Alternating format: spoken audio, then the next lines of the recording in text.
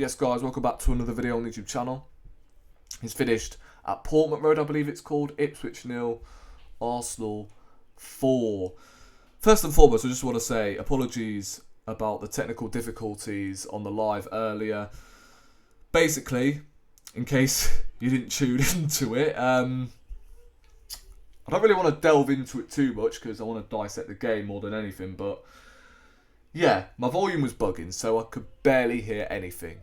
So I'm having to film this match reaction pre-recorded. Which I didn't want to do. I thought today would have been a good day to go live. Dissect the game, obviously, and obviously invite a few guests on, but I couldn't. I could barely hear anything, so I have to get that sorted, hopefully, for the next live stream, unfortunately. So yeah, I'm going to keep it short and sweet because obviously the game finished 3 or 4 hours ago. So yeah, this match reaction is getting uploaded later than usual. And yeah, 4-0 victory against Ipswich as expected, really. I mean, look, a few Arsenal fans weren't really that optimistic going into this game, actually. Me, on the other hand, although we have been picking up a lot of draws, I was expecting us to put Ipswich to the sword. And that's exactly what we did from the word go. We battered them, pretty much. And yes, look, Ipswich are pretty much already relegated. But still, you've got to beat what's in front of you. And I think this could be crucial for momentum. Although Liverpool have already won the league and, you know, they're one win away from doing it after their win against Leicester today,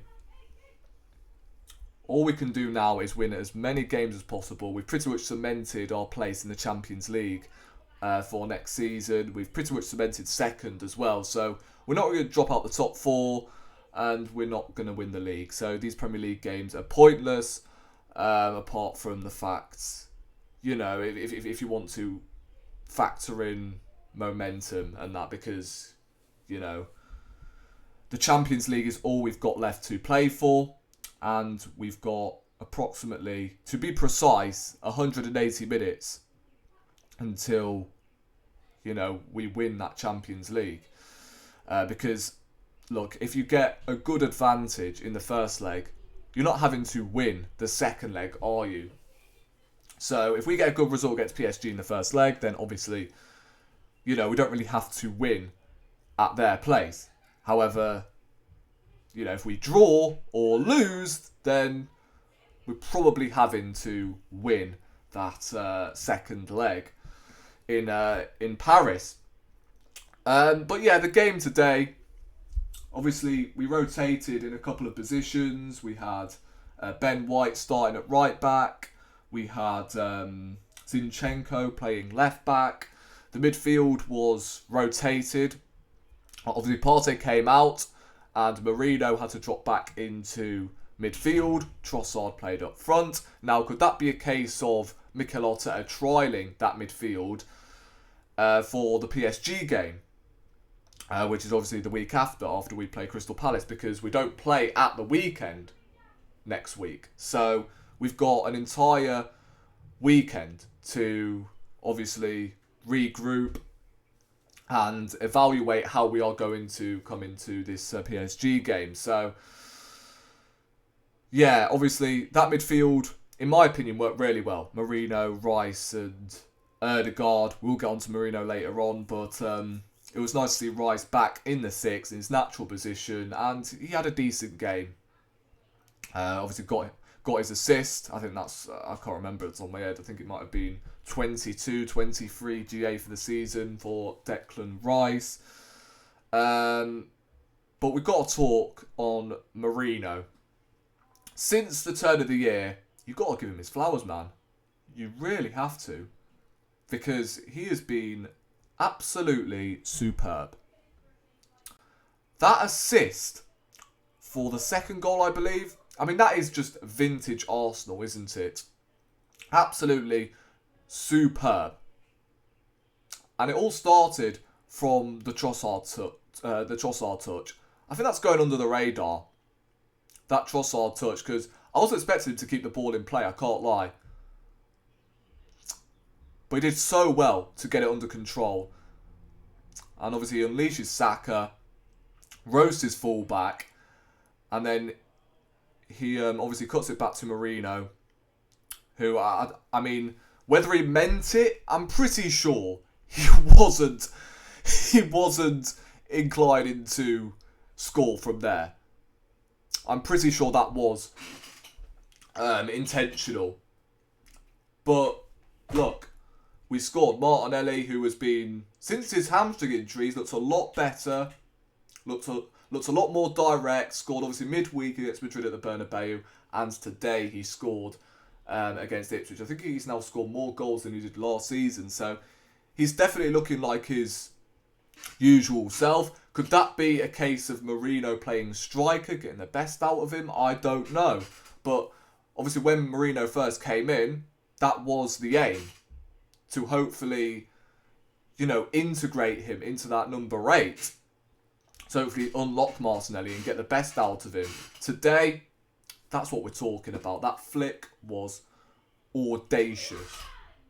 Absolutely phenomenal. So yeah, Marino definitely deserves his flowers, and I think he's settled in really well.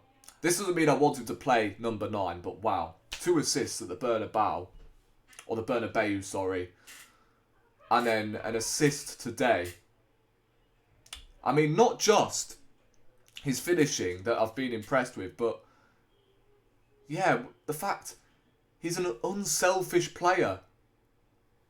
And he's starting to tally up assists now, which is so good to see. And I think he's better than Kai Havertz, I can't lie to you. I really do. Because apart from pressing from the front, what has Havertz got that Marino hasn't? Please tell me. He's got better link-up play. He's a far better finisher. I think he's better in the air as well. And I'm hearing Arsenal fans making assumptions about, but Marino, should be dropped when Havertz comes back from injury. And I'm like, why? Why would you drop Marino after Havertz getting us knocked out of both domestic competitions already this season, and you want him to come back in for the Champions League running? Nah, allow it, man. With the red card, I mean, vile, wasn't it? It was a vile tackle from, I think it was Leif Davis, and the fact he got a standing ovation for that red card is disgusting. I had respect for Ipswich coming into this game.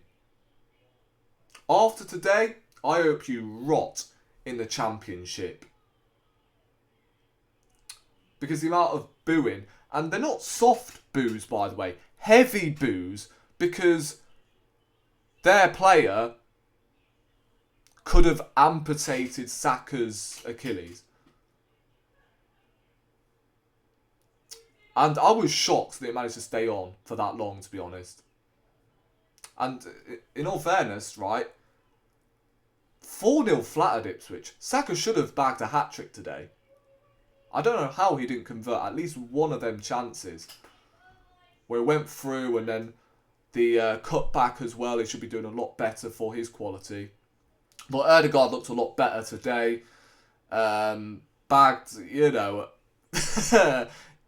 got an assist, didn't he? But for me, we don't claim them because he miscontrolled the ball, didn't he? And he was lucky that, it was in Trossard's path. But yeah, it was much better today, Ødegaard. But yeah, still need to see more of that on a consistent basis because we're not seeing it at the moment. The defence, Kiwior again, brilliant. You got to give it to him. I think since Gabriel's absence, he's been superb. And I tell you what, he's not even that bad at centre-half, is he? Because this whole time he's been playing as a left-back. So it's nice to see him get a consistent run of games in his natural position. And it won't surprise me if he does stay. Whether I think we should keep him, different conversation.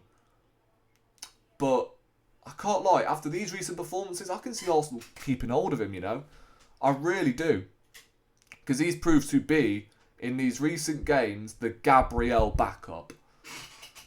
So, fair play to him. Saliba has been sensational since Gabriel has been injured. Not to say, you know, he wasn't any good before Gabriel's injury, but Gabriel was the leader. Now Gabriel is out, Saliba is now the leader in that back line. I think he's been brilliant. And then Raya didn't really have a whole lot to do, did he? So, yeah, guys. What can I say? There's not really a whole lot to really touch on. We obviously saw Butler Deji get some minutes, which was nice to see. And on his first touch, I think that was his only touch, if I'm not mistaken, was well saved by the goalkeeper. It was an incredible save, to be fair to him. I mean, just imagine he would have scored on his first flipping touch. Madness. And then Waneri got some minutes. Tierney got some minutes. Zinchenko obviously started. I mean, he's not really been too bad, has he, this season? In all fairness. Obviously, Lewis Skelly got some minutes. Nice to see Timber, obviously, getting a full rest because obviously he's played a lot of minutes recently and we need him fresh. So that's good to see. Declan Rice didn't play 90 minutes. Neither did Marino or Saka. Apparently the injury isn't serious, according to Mikel Arteta, which is nice to hear. So, yeah, overall, it's been a brilliant week, hasn't it, for Arsenal? Winning at the Bernabeu, facing Real Madrid in the semis, and then 4-0 this week. So, yeah, long may it continue. We've got Crystal Palace. We'll see what happens, what occurs in that game. It's not going to be easy because Crystal Palace have been decent away from home, but I expect us to win. And obviously we've got the weekend off next week until we face PSG in the Champions League. That is all the focus pretty much. But yeah, guys, subscribe to the channel if you haven't already, and I'll catch you in the next one. Come on, you Gunners.